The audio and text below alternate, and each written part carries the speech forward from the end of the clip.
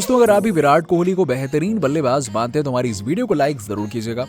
दोस्तों, लिसेस्टर के खिलाफ भारतीय टीम की तरफ से दूसरी पारी में विराट कोहली ने किस तरीके से अपने रनों की बारिश में विरोधी टीम को ध्वस्त करके रख दिया और आखिरकार भारतीय टीम दूसरी पारी का तीसरे दिन का खेल किस प्रकार से घटित हुआ और क्या है तीसरे दिन की पूरी हाइलाइट्स, इन सब के बारे में आपको हम इस वीडियो में बताएंगे। लेकिन उससे पहले आप सभी को क्या लगा रोहित शर्मा और सचिन तेंदुलकर में कौन है बेस्ट टेस्ट प्लेयर, इस बात का जवाब हमें नीचे कमेंट बॉक्स में जरूर दीजिएगा। दोस्तों, लिसेस्टर काउंटी टीम के खिलाफ भारतीय टीम के कप्तान रोहित शर्मा ने सबसे पहले टॉस जीतकर पहले बल्लेबाजी करने का फैसला किया और भारतीय टीम की तरफ से श्रीकर भारत की 70 रन की नाबाद अर्धशतकीय पारी के दम पर भारतीय टीम ने 246 रन 8 विकेट के नुकसान पर पहली पारी घोषित कर दी। और इसके बाद विरोधी टीम लिसेस्टर की तरफ से ऋषभ पंत ने 76 रन की पारी और भारतीय टीम की तरफ से मोहम्मद शमी, रविंद्र जडेजा ने 3, तो वहीं मोहम्मद सिराज और शार्दुल ठाकुर ने 2-2 विकेट के दम पर लिसेस्टर की टीम को 244 रनों पर ऑल आउट कर दिया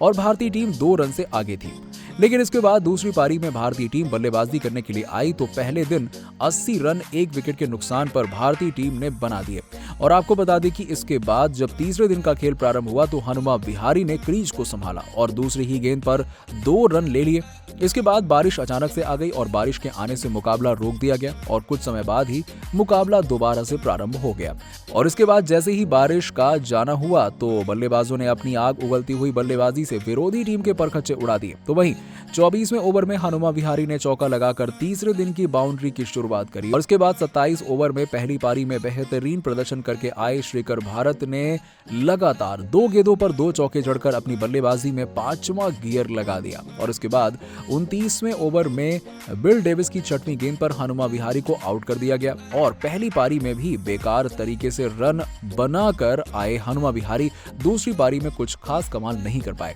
और बिल डेविस की गेंद पर सीम बैट के हाथों 55 गेंदों पर 2 चौके की मदद से 20 रन बनाकर आउट हो गए। जिसके बाद बल्लेबाजी करने के लिए श्रेयस अय्यर आए और पहली पारी में बिना खाता खोले पहली ही गेंद पर गोल्डन डक के रूप में आउट होकर चले गए। इसके बाद आपको बता दें कि पारी में बेहतर बल्लेबाजी करने के लिए उन्होंने दोबारा भेजा गया श्रेयस अय्यर को और श्रेयस अय्यर ने अपना खाता 30वें ओवर में चौथी गेंद पर चौके के साथ खोला और इसके बाद 33वें ओवर में उन्होंने अपनी बल्लेबाजी को धार देनी शुरू कर दी और एक ही ओवर में 2 चौके बिल को लगा दिए। तो वहीं 34वें ओवर में गेंदबाजी करने जब नवदीप सैनी आए तो पहली ही गेंद पर बेहतरीन बल्लेबाजी कर रहे श्रीकर भारत, जिन्होंने पहली पारी में अर्धशतक जड़ा था और दूसरी पारी में अर्धशतक जड़ने से चूक गए और उनको 58 गेंदों पर 7 चौकों की मदद से 43 रन बनाकर जसप्रीत बुमराह के हाथों कैच आउट करवा दिया और इसके बाद पहली पारी में ज्यादा रन नहीं बना पाए। रविंद्र जडेजा को बल्लेबाजी करने के लिए भेजा गया और जसप्रीत बुमराह की शानदार कप्तानी और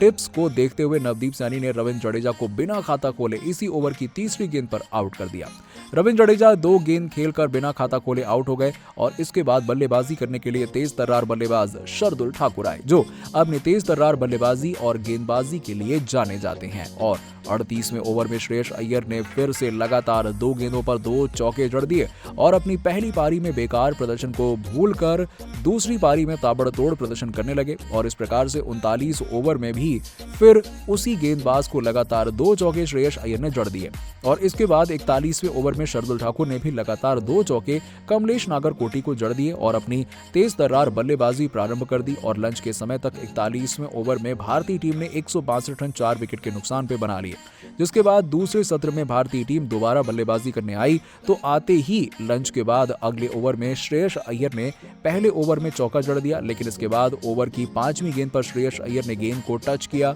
लेकिन आगे बढ़ गए और विरोधी टीम ने उनको कैली ने आउट कर दिया और 5वां विकेट मिल गया इनको और श्रेयस अय्यर 41 गेंदों पर 6 चौकों की मदद से 32 रन बनाकर आउट हो गए। जिसके बाद बल्लेबाजी करने के लिए विराट कोहली आए और साई किशोर की गेंद पर विराट कोहली ने 44 ओवर में अपना पहला छक्का पहली बाउंड्री के रूप में जड़ दिया और 49वें ओवर में शार्दुल ठाकुर ने पहला चौका जड़ा और ओवर की चौथी गेंद पर 38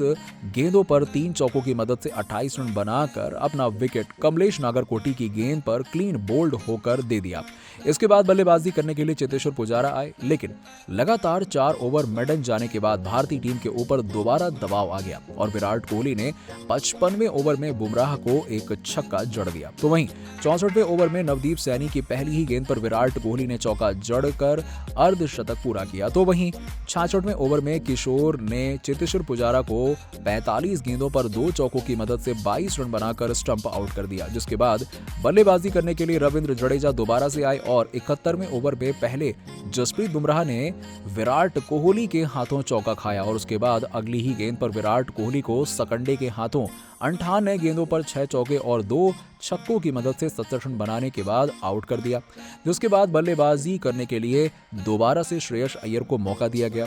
दोस्तों, लिसेस्टर काउंटी टीम के खिलाफ खेलते हुए दूसरी पारी में भारतीय टीम ने जब 77 ओवर तक 290 रन 7 विकेट के नुकसान पे बना दिए, तो उसके बाद श्रेयस अय्यर और रविंद्र जडेजा की शानदार बल्लेबाजी देखने को मिली, जिसमें दोनों बल्लेबाजों को एक ही पारी में दोबारा खेलने का मौका मिला और इसी बीच इसके बाद दोनों बल्लेबाजों की लगातार तेज तर्रार बल्लेबाजी देखने को मिल रही थी, जिसमें 84, 85, 86 और 87वें ओवर में 2-2 चौके देखने को मिल रहे थे। लेकिन 87वें ओवर की पहली ही गेंद पर कमलेश नागरकोटी ने श्रेयस अय्यर को 89 गेंदों पर 11 चौकों की मदद से 62 रन बनाकर आउट कर दिया और उसके बाद भी रविंद्र जडेजा का शानदार प्रदर्शन देखने को मिल रहा था, जिसमें 88वें ओवर में रविंद्र जडेजा ने 2 चौके जड़े, तो वहीं 90वें ओवर में रविंद्र जडेजा ने अपना अर्धशतक पूरा किया और इसी के साथ तीसरे दिन की समाप्ति तक भारतीय टीम ने 92 ओवर में 364 रन 7 विकेट के नुकसान पे बना लिए थे, जिसमें रविंद्र जडेजा 77 गेंदों पर 10 चौकों की मदद से 56 रन बनाकर नाबाद रहे